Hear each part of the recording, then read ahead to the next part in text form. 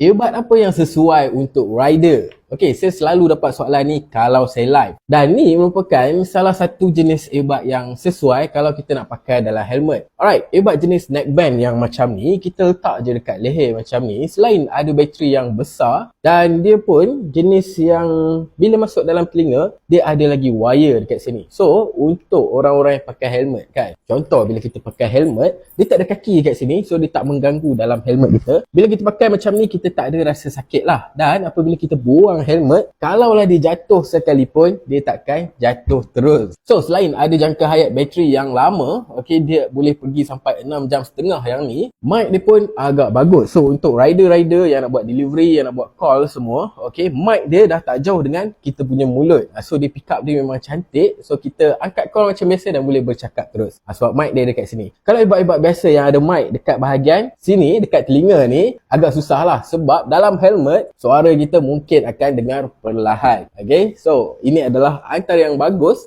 untuk korang naik motor. So kalau korang minat, korang boleh check out dekat beg kuning di bawah.